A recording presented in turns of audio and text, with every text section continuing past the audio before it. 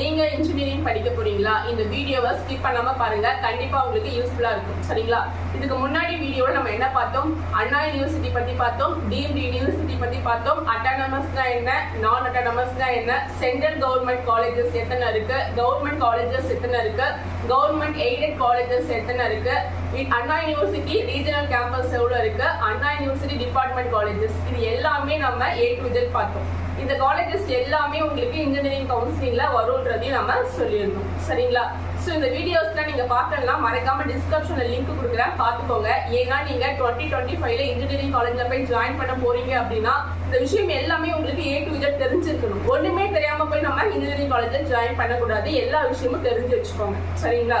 இந்த வீடியோவில் நம்ம என்ன பார்க்க போறோம்னு பார்த்தீங்கன்னா, கவுன்சிலிங்னா என்னன்னு பார்க்க போறோம், யாரெல்லாம் கவுன்சிலிங் மூலமா வர முடியாதுன்றத பார்க்க போறோம். அதுக்கப்புறம் TFCனா என்னன்னு பார்க்க போறோம், சாய்ஸ் ஃபில்லிங்னா என்னன்னு பார்க்க போறோம். சரிங்களா? நீங்க இன்ஜினியரிங் படிக்க போறீங்க, கவுன்சிலிங் மூலமா காலேஜ்குள்ள போக போறீங்க அப்படின்னா tnea.online.org இந்த வெப்சைட்டை கண்டிப்பா தெரிஞ்சு வச்சுக்கணும். சரிங்களா? tnea.online.org இந்த வெப்சைட்ல இருந்தா உங்களுக்கு எல்லா விஷயமும் நீங்க இதுக்கப்புறம் கேதர் பண்ணிக்க போறீங்க. சரிங்களா? ஜூன் மாசம் தான் உங்களுக்கு கவுன்சிலிங் அப்ளை பண்றதுக்கான அனௌன்ஸ்மெண்ட் வரும். நீங்க ஜூன் மாசம் தான் கவுன்சிலிங் அப்ளை பண்ண போறீங்க. சரிங்களா? இப்போ நீங்க ஜூன் மாசம் கவுன்சிலிங் அப்ளை பண்ணுவீங்க. அது எப்படி அப்ளை பண்றது, அதுக்கு என்னென்ன டாக்குமெண்ட்ஸ் தேவை அப்படின்றத நான் சொல்லிடுறேன்.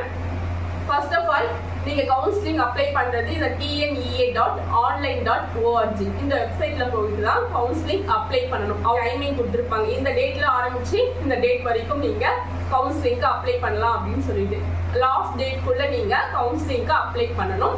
இந்த வெப்சைட்குள்ள போய் நீங்க கவுன்சிலிங்க்கு அப்ளை பண்ணணும். சரிங்களா?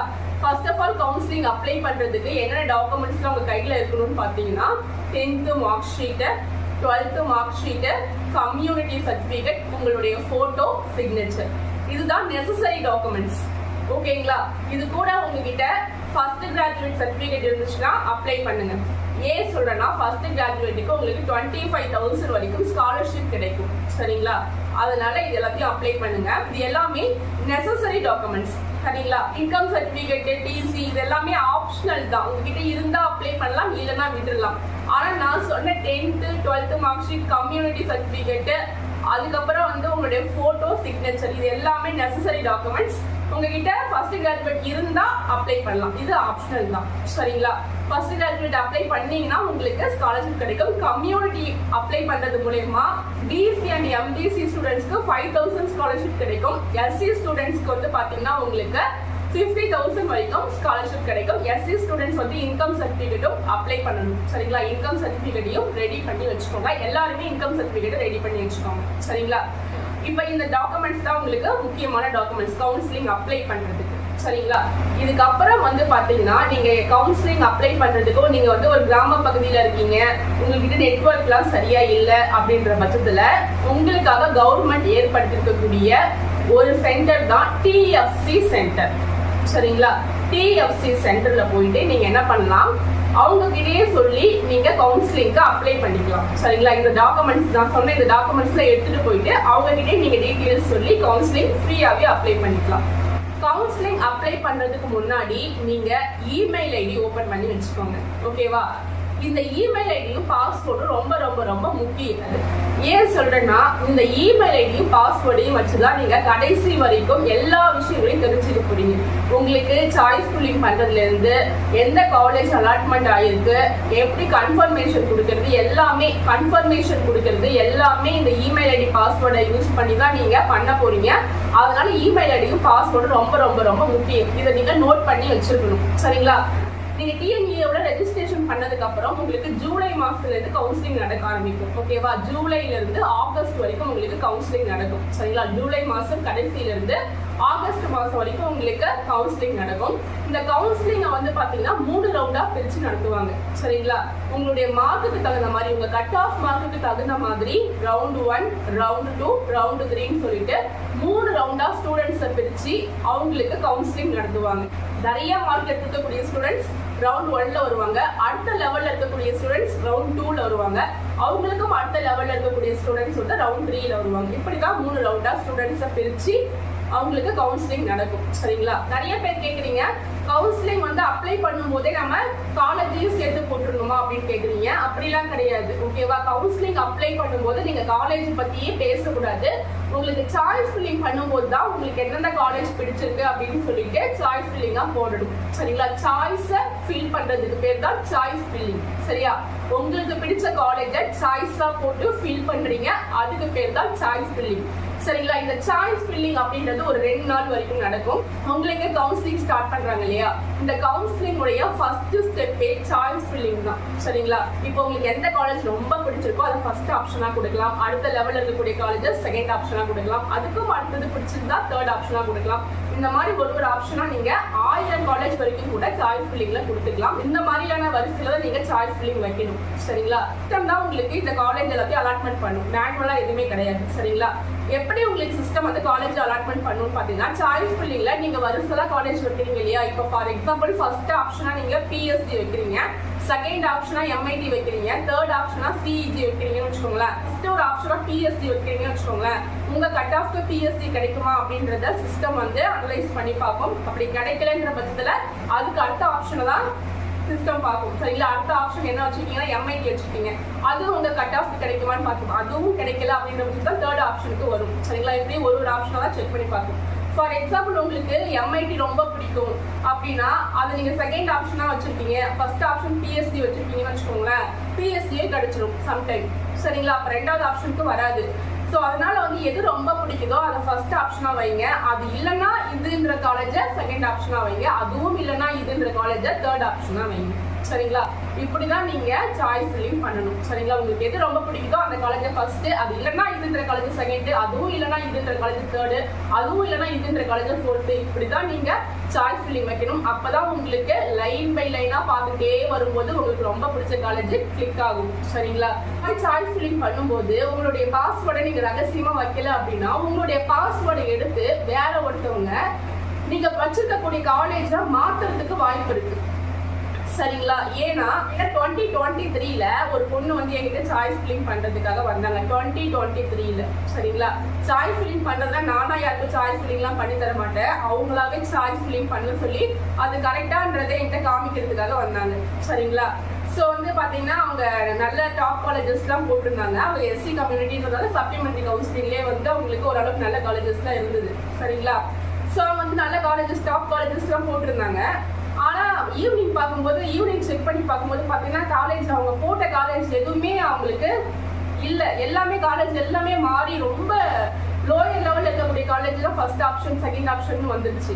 காலேஜஸ் எல்லாமே மாறி இருக்கு அப்படின்னு சொல்லிட்டு எனக்கே ஒன்றும் புரியல. அதுக்கப்புறம் அந்த பொண்ணுக்கு நான் கால் பண்ணி நீங்க போட்ட காலேஜஸ் எல்லாத்தையும் திரும்பி மாத்திட்டீங்களாமா அப்படின்னு கேட்கும்போது, நான் ஒண்ணுமே மாத்தல மேம், எப்படி காலேஜ் மாறிச்சுன்னு எனக்கு ஒண்ணுமே புரியல. நான் இதுக்கே வந்து டிஎஃப்சி சென்டர்ல தான் போயிட்டு நான் சாய்ஸ் ஃபில்லிங் பண்ணேன், ஆனா எப்படி எனக்கு மாறிச்சுன்னு தெரியல அப்படின்னு சொல்லி சொன்னாங்க.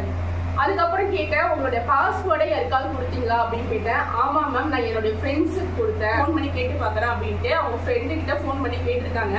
விளையாட்டுக்காக இவங்களுடைய சாய்ஸ் ஃபில்லிங்கை மாத்திருக்காங்க. எப்படி இருக்குன்னு பார்த்துக்கோங்க. சரிங்களா? உண்மையாவே ரொம்ப கோவம் வந்துருச்சு. ரொம்ப திட்டி விட்டேன். உங்களுக்கு வந்து விளையாடுறதுக்கு உங்க லைஃப் தான் கிடைச்சதா? ஒரு நல்ல காலேஜ்ல ஜாயின் பண்றதுக்காக இவ்வளவு நாள் வெயிட் பண்ணி சாய்ஸ் ஃபில்லிங் போடுறீங்க, அதை வந்து பாஸ்வேர்டு உங்க ஃப்ரெண்ட்ஸ் கிட்ட கொடுத்துட்டு அவங்க விளையாட்டுமா மாத்திட்டாங்க அப்படின்ட்டு எல்லா காலேஜஸ்லாம் போட்டு வச்சிருக்கீங்களே அப்படின்னு சொல்லி திட்டிட்டு, அதுக்கப்புறம் திரும்பி நான் மாத்தி விட்டுட்டு அவங்களுடைய பாஸ்வேர்டையும் மாத்திட்டேன். சரிங்களா? அவங்களுடைய இமெயில் ஐடிக்கான பாஸ்வேர்டையும் மாத்தி அதுக்கப்புறம் சாய்ஸ் ஃபில்லிங் பண்ற மாதிரி ஆயிடுச்சு. இது உண்மையாவே நடந்த சம்பவம். சரிங்களா? இப்ப அந்த பொண்ணு வந்து பாத்தீங்கன்னா 3rd இயர் படிச்சுட்டு இருக்காங்க. கிருஷ்ணகிரியில ஒசூர்ல இருக்கக்கூடிய அதியமான் காலேஜ்ல படிச்சுட்டு இருக்காங்க. சரிங்களா? அன்னைக்கு நான் செக் பண்ணி சொல்லலைன்னா அந்த பொண்ணுக்கு நல்ல காலேஜ் கிடைச்சிருக்காது, ஏதோ ஒரு காலேஜ்ல போய் ஜாயின் பண்ணிருப்பாங்க. ஏன்னா அந்த மாதிரியான காலேஜஸ் தான் அவங்க போட்டு வச்சிருந்தாங்க. சரிங்களா? ஸோ இந்த மாதிரிலாம் நடக்கும்ன்றதுனாலதான் யாருக்கிட்டையுமே நீங்க பாஸ்வேர்டை கொடுக்காம சீக்ரெட்டா வச்சுக்கோங்க. சரிங்களா? ஸோ இதை வந்து நீங்க பாத்துக்கோங்க. அதனால இமெயில் ஐடியும் பாஸ்வேர்டும் உங்களுக்கு ரொம்ப முக்கியம் இந்த கவுன்சிலிங்ல. சரிங்களா? டிஎஃப்சி சென்டர்ன்றது உங்களுக்கு ஆன்லைன்ல அப்ளை பண்றதுக்கு மட்டும் கிடையாது. உங்களுக்கு வந்து சர்டிஃபிகேட் வெரிஃபிகேஷன் அண்ட் வந்து சாய்ஸ் ஃபில்லிங் போடுறதா கூட நீங்க அவங்க கிட்ட போய் போட்டுக்கலாம். அதே மாதிரி நீங்க ஏதாவது என்ன காலேஜ் அலாட்மெண்ட் ஆயிருக்கு எல்லாமே அவங்க கிட்ட போய் தெரிஞ்சுக்கலாம். ஆனா சாய்ஸ் ஃபில்லிங்லாம் எனக்கு தெரிஞ்சு நீங்களே பண்றது தான் பெட்டர். சரிங்களா?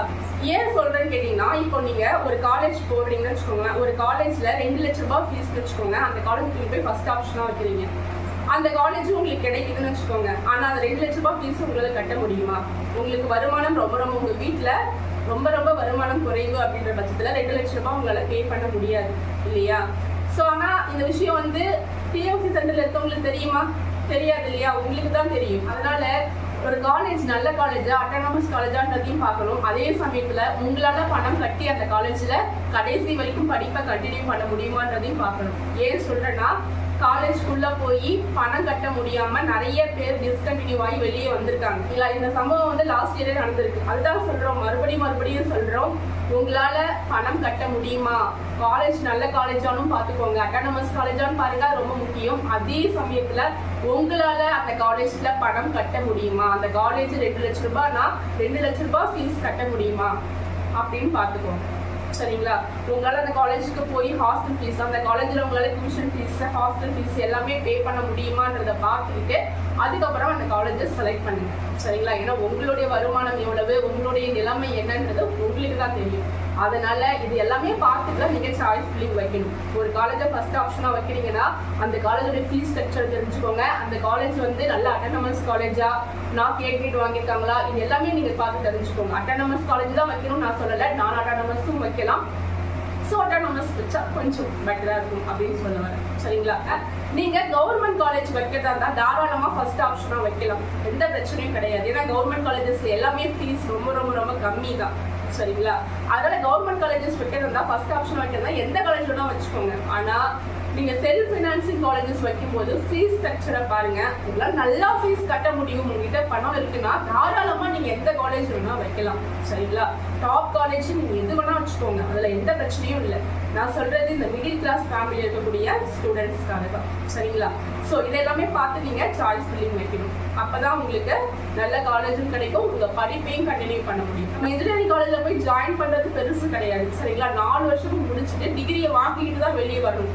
இடையில பணம் கட்ட முடியலன்றதுக்காகவோ இல்லை எதுக்காகவும் நம்மளோட படிப்பை டிஸ்கண்டினியூ பண்ணிடக்கூடாது. அதனால சாய்ஸ் ஃபில்லிங் வைக்கும் போது எல்லாத்தையும் யோசனை பண்ணி சாய்ஸ் ஃபில்லிங் வைங்க. சரிங்களா? ஸோ அதனால பாஸ்வேர்டை ரொம்ப சீக்கிரட்டா வச்சுக்கோங்க. அதுக்கப்புறம் வந்து டிஎஃப்சி சென்டர் என்னன்னு சொன்னோம் இல்லையா? டிஎஃப்சி சென்டர்ன்றது உங்களுக்கு உதவி பண்றதுக்காக அரசாங்கத்தால் ஏற்படுத்தக்கூடிய ஒரு மையம் தான். ஸோ இதுல வந்து பாத்தீங்கன்னா உங்களுக்கு 2 கோஆர்டினேட்டர்ஸ் இருப்பாங்க, அவங்க தான் உங்களுக்கு எல்லாமே பண்ணி தருவாங்க. சரிங்களா? லேப்டாப்ல பண்ணிட்டு ட்ரை பண்ணுங்க. உங்க ஏரியா ரொம்ப ரூரல் ஏரியா, நெட்வொர்க் ப்ராப்ளம் இருக்குன்ற பட்சத்துல நீங்க டிஎஃப்சி சென்டர் போய் கான்டாக்ட் பண்ணி அவங்க ஹெல்ப் மூலமா நீங்க எல்லாத்தையும் பண்ணிக்கோங்க. சரிங்களா?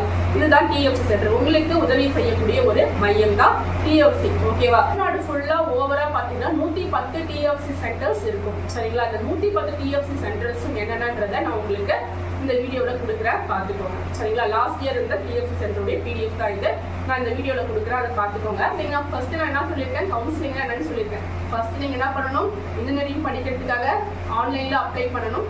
அதுக்கப்புறமா உங்களுக்கு கவுன்சிலிங் டேட் ஒன்று தருவாங்க. அந்த டேட்ல நீங்க உங்களுக்கு பிடிச்சமான காலேஜை சாய்ஸ் ஃபில்லிங் போடணும். அதுக்கப்புறம் உங்களுக்கு நீங்க போட்ட காலேஜ்ல இருந்து ஒரு காலேஜ்ல உங்களுக்கு சிஸ்டம் வந்து அலாட் பண்ணி தரும். அந்த காலேஜ்ல போயிட்டு நீங்க ஜாயின் பண்ணலாம். சரிங்களா? இதுதான் கவுன்சிலிங். தவிர்த்து கவுன்சிலிங்ல அப்வர்ட் மூவ்மெண்ட் அந்த மாதிரி நிறைய இருக்கு, அதையும் நான் உங்களுக்கு அடுத்த வீடியோல சொல்றேன். சரிங்களா?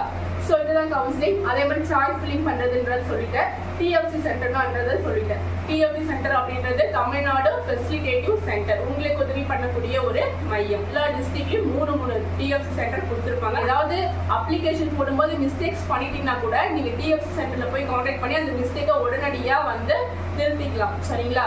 அதனால ஒவ்வொரு டிஸ்ட்ரிக்ட்லயும் 3 டிஎஃப்சி சென்டர் கொடுத்துருக்காங்க. தமிழ்நாடு ஃபுல்லா overall 110 DFC centre last year கொடுத்துருந்தாங்க. ஸோ அந்த டிஎஃப்சி சென்டரோடைய டீடைல்ஸ் எல்லாமே நான் உங்களுக்கு இந்த வீடியோல கடைசியாக கொடுக்குறேன், பார்த்துக்கோங்க. டிஎஃப்சி சென்டர்ல 2 கோஆர்டினேட்டர்ஸ் இருப்பாங்க. ஒரு டிஎஃப்சி சென்டர்லயும் அவங்களுடைய ஃபோன் நம்பரும் உங்களுக்கு கொடுத்துருவாங்க. நீங்க எதுவாக இருந்தாலும் அவங்களை கான்டாக்ட் பண்ணிக்கலாம். சரிங்களா? இன்னொன்று என்ன சொல்லியிருந்தேன், தமிழ்ல யாரெல்லாம் கவுன்சிலிங் அப்ளை பண்ண முடியாதுன்னு கேட்டு சொல்லியிருந்தேன் இல்லையா? நீங்க வந்து டீம்டு யூனிவர்சிட்டியில படிக்க போறீங்க அப்படின்னா உங்களால வந்து கவுன்சிலிங் அட்டென்ட் பண்ண முடியாது. சரிங்களா? ஏன்னா Anna university and Anna university affiliated colleges மட்டும் தான் இந்த கவுன்சிலிங்ல வரும். சரிங்களா? நான் என்னென்ன காலேஜஸ் அப்படின்றத நேற்று நான் ஒரு வீடியோல சொல்லியிருந்தேன். வீடியோ பார்க்கலன்னா டிஸ்கிரிப்ஷன்ல லிங்க் கொடுக்குறேன், போய் பாருங்க. ஓகேவா? Government colleges, government aided colleges, self financing colleges and Anna university department colleges, Anna university regional campus, அதுக்கப்புறம் சென்ட்ரல் கவர்மெண்ட் காலேஜஸ்ல ஒரு 3 காலேஜ்க்கு இதெல்லாம் தான் உங்களுக்கு இந்த கவுன்சிலிங்ல வரும். சரிங்களா? ஸோ அதனால வந்து இந்த காலேஜஸ்லாம் என்னென்னன்றதை நேற்று நான் உங்களுக்கு வீடியோவில் கொடுத்துருக்கேன், பார்க்காதவங்க பார்த்துக்கோங்க சரிங்களா. இந்த காலேஜஸ் தான் நீங்கள் கவுன்சிலிங் மூலயமா போக முடியும். நீங்கள் டீம்டு யூனிவர்சிட்டியில் படிக்கணும்னா கவுன்சிலிங் மூலயமா போக முடியாது. யூனிவர்சிட்டியில் வந்து உங்களுடைய கட் ஆஃப் பேசிஸில் சீட் கொடுப்பாங்க. சில டீம்டு யூனிவர்சிட்டியில் உங்களுக்கு என்ட்ரன்ஸ் எக்ஸாம் வச்சு அதன் மூலயமா சீட் கொடுப்பாங்க. டீம்டு யூனிவர்சிட்டி அண்ணா யூனிவர்சிட்டி கவுன்சிலிங்கில் வராது. நிறைய பேர் என்ன கால் பண்ணி நாங்கள் வந்து எம்ஜிஆர் யூனிவர்சிட்டியில் படிக்கணும், எங்களுக்கு எப்போ வந்து கவுன்சிலிங் நடக்கும்னு கேட்குறீங்க சரிங்களா. கவுன்சிலிங் வந்து பார்த்தீங்கன்னா உங்களுக்கு இந்த டீம் யூனிவர்சிட்டியில் இருக்கவங்களுக்கு நடக்காது சரிங்களா. அண்ணா யூனிவர்சிட்டி கீழே அது வராது.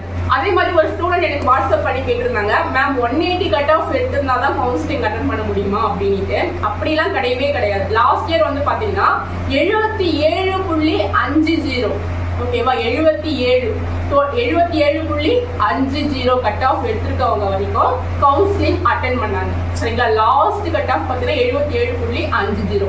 200 கட் ஆஃப்ல இருந்து நிறைய பேர் 200 எடுப்பாங்க சரிங்களா. 200 கட் ஆஃப்ல இருந்து 200 கட் ஆஃப்ல ஸ்டார்ட் ஆகி 77.50 கட் ஆஃப் இருக்கிறவங்க வரைக்கும் கவுன்சிலிங் அட்டன் பண்ணலாம். இப்போ உங்களுக்கு சந்தோஷமா இருக்கும், அப்பா நம்மளாம் இவ்வளவு கம்மியா எடுக்க மாட்டோம், ஓரளவு நார்மலா எடுத்துருவோம், நம்ம கவுன்சிலிங் அப்ளை பண்ணிக்கலாம் அப்படின்னு சரிங்களா. ஸோ அப்போ 77.50 கட் ஆஃப் இருக்கிறவங்க வரைக்கும் கவுன்சிலிங் அப்ளை பண்ணலாம் சரிங்களா.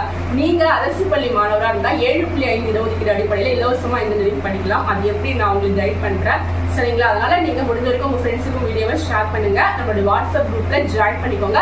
நீங்க இன்ஜினியரிங் படிக்கணும் நம்மளுடைய வாட்ஸ்அப் குரூப்ல மறக்காம ஜாயின் பண்ணிக்கோங்க. நான் உங்களுக்கு ஹெல்ப் பண்றேன். அடுத்தடுத்த வீடியோவில் உங்களுக்கு கவுன்சிலிங் எப்படி அப்ளை பண்றதுன்னு உங்களுக்கு டெமோ வீடியோஸ் எல்லாமே போடுறேன். அதுக்கப்புறம் அரசு பள்ளி மாணவர்களுக்கு தனி வீடியோ போடுறேன் சரிங்களா. வீடியோவை மறக்காம சப்ஸ்கிரைப் பண்ணி சப்போர்ட் பண்ணுங்க, உங்க ஃப்ரெண்ட்ஸுக்கும் ஷேர் பண்ணுங்க. ஓகே பாய், மீண்டும் அடுத்த ஒரு வீடியோவில் நான் உங்களை சந்திக்கிறேன். இதில் வந்து பார்த்திங்கன்னா டிஎஃப்சி சென்டர் அண்ட் டிஎஃப்சி சென்டருடைய நம்பர் அண்டு டிஎஃப்சி சென்டர் எந்த அட்ரஸில் இருக்குது, அதில் இருக்கக்கூடிய கோஆர்டினேட்டர்ஸ், அவங்களுடைய பொசிஷன் அண்ட் அவங்களுடைய நம்பர்ஸ் இது எல்லாமே கொடுத்துருக்கேன். A to Z பார்த்துக்கோங்க. இது வந்து 2024 கொடுத்துருக்கக்கூடிய டிஎஃப்சி சென்டர் ஓகேவா. ஸோ இந்த வருஷமும் உங்களுக்கு இந்த மாதிரி கொடுப்பாங்க. தமிழ்நாடு ஃபுல்லாக 110 டிஎஃப்சி சென்டர்ஸ் இருக்குது. ஒவ்வொரு டிஸ்ட்ரிக்ட்லேயும் 3 டிஎஃப்சி சென்டர் கொடுத்துருப்பாங்க சரிங்களா. உங்கள் டிஸ்ட்ரிக்டில் உங்களுடைய வீட்டுக்கு அருகாமையில் என்ன டிஎஃப்சி சென்டர் இருக்குதுன்னு பார்த்து செக் பண்ணிக்கோங்க. இதை நீங்கள் கான்டாக்ட் பண்ணி நீங்கள் A to Z எல்லாமே நீங்கள் தெரிஞ்சுக்கலாம் சரிங்களா. உங்களுக்கு ரொம்ப ஹெல்ப்ஃபுல்லாக இருக்கும். ஃபஸ்ட்டு அரியலூர் டிஸ்ட்ரிக்டில் கொடுத்துருக்காங்க, அதுக்கப்புறம் செங்கல்பட்டு கொடுத்துருக்காங்க, சென்னை கொடுத்துருக்காங்க. ஸோ இந்த மாதிரி ஒவ்வொரு டிஸ்ட்ரிக்ட்லேயுமே பார்த்தீங்கன்னா அதுக்கு பக்கத்தில் அந்த டிஎஃப்சி சென்டருடைய நம்பருமே உங்களுக்கு கொடுத்துருக்காங்க. அதுக்கப்புறம் அது எந்த காலேஜில் அந்த டிஎஃப்சி சென்டர் வந்து இருக்குன்றதையும் கொடுத்துருக்காங்க, பார்த்துக்கோங்க.